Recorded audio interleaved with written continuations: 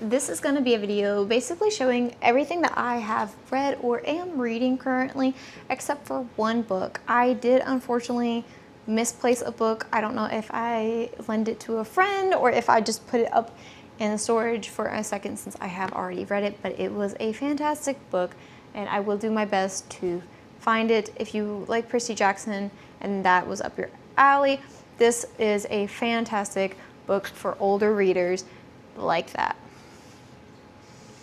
So we're gonna just jump into my non-witchy kind of books. So the first one was just one that was recommended to me about 2 years ago by my therapist. It is The Adult Children of Emotionally Immature Parents.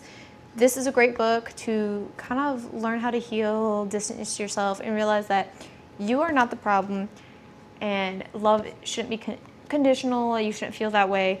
So if you, by any chance, do have emotionally immature parents or someone in your life, this would be a great book in order to just learn how to cope with that and deal with it. And it fairly wasn't expensive. I don't think so.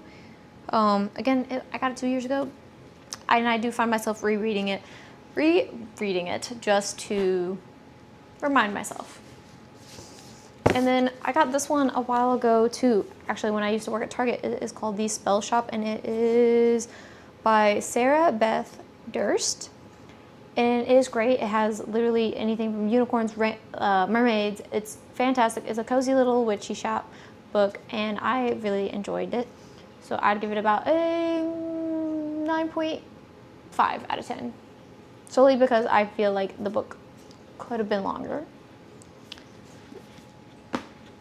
And then we're gonna go with, I'm gonna break these off into sections because I do have multiple books on the same topic.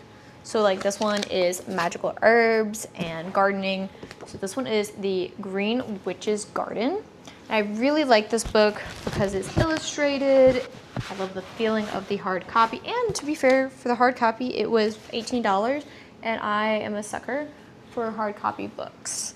But it has illustrations of different herbs. It tells you how to grow them. It has magical associations of fruit, vegetables. It even has parts of like how to cook, produce from your garden, dried blends, planting by the moon phases, seasonal celebrations, blessings. I just generally like this book because I have currently been into herb gardening. I've got rosemary, lavender, sage, basil. I've got marigolds, which is a type of flower. And of course I have vegetables as well. And then this one has been around for a really long time. It is the Encyclopedia of Magical Herbs by Scott Cunningham. I really like this one because not only is it also illustrated, but it breaks down the folk names, the gender, like the energy that is supposed to be with the planet, elements, magical uses, if there's any deities that work with it or that are associated with a certain deity. That is also brought up into it. But it has also been a really good book. I think I got this for like $12 at my second Charles because it was secondhand. I got the Crooked Path, an introduction to traditional witchcraft. I got this at Books A Million and I paid like $18 for this, but it is really good. I have been really enjoying it. I not far into it. As you can see, this is my makeshift bookmark.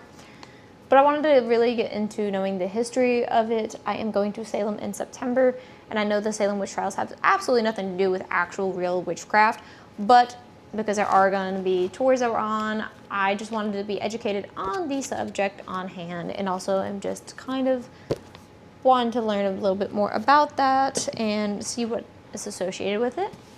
And then these two books actually go with my little tarot cards. I have gotten into tarot card reading. This one is the first deck I picked up. It is fantastic. Oop, I think I put that upside down wrong. It is the Universal Monsters Tarot deck, and it has a guidebook. This one is really great, but did make a mistake because they don't go by the traditional swords, pentacles, cups, things like that. They have their own thing. It's like claws, castles, crypts. So this one, you should do your research. You can ask Google what it means, and it does have break down like what their claws and stuff mean. So if you're gonna do that, I definitely would Google it, have a paper, and just write down the meanings kind of next to it, so that way you are familiar if you're not using the guidebook. But I was just really drawn to this one, and that's why I got this one. And then I did get a everyday tarot card. This one does use the swords, the wands, the cups, the pentacles, and it does come with a mini guidebook. So I do recommend getting something like that. And again, I like putting this in my purse so that way I can do like little daily readings. And I can be like, hey, you know, what's the lesson to be learned today? And then I got the Guided Tarot for Seamless Reading by Stephanie Caponi. I don't know if I said that wrong. I am super sorry if I did, but I really like this one because it breaks down what the card means in like a general reading, a love and romance reading, a career and money, personal, spiritual. They have the reversed meaning. And I got this for like $12.99.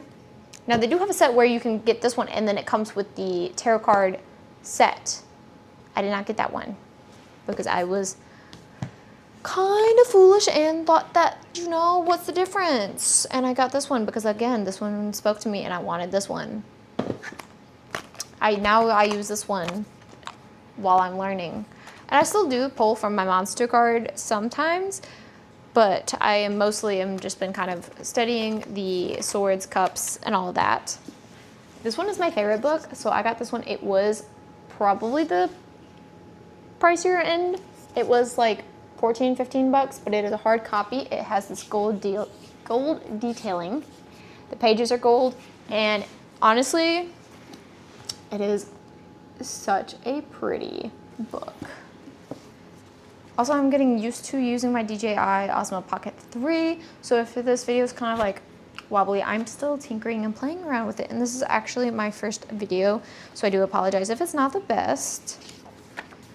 But yeah, it breaks down things throughout the book. I'm trying to find, there we go. So, strength, and it goes down into the reading. I just also really love the detailing of the top of this book and the pages.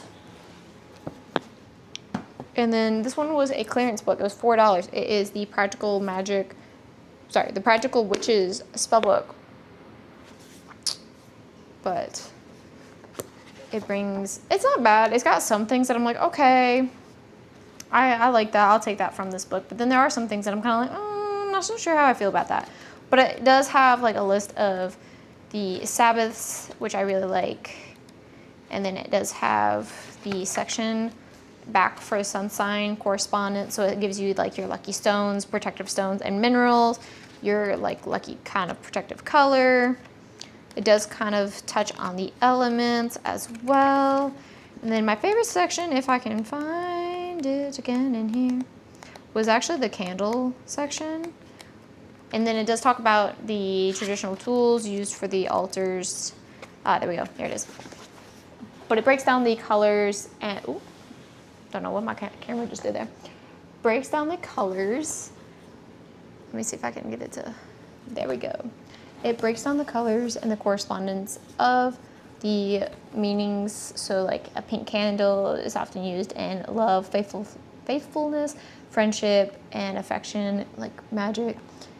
Red, strength, protection, passion, courage. White, purification, peace, protection, truth, binding. You know, you got black for banishing, absorbing, healing, disease, serious disease, attracting money. And then you have different ones where it just kind of explains the meaning of it. But for $4, it wasn't a bad deal. Would I pay $18 for this book? Probably not. But for the $4 that it was, I do like it. And I really appreciate you for joining the Local Cryptid Ghoul. And I hope you have a wonderful day.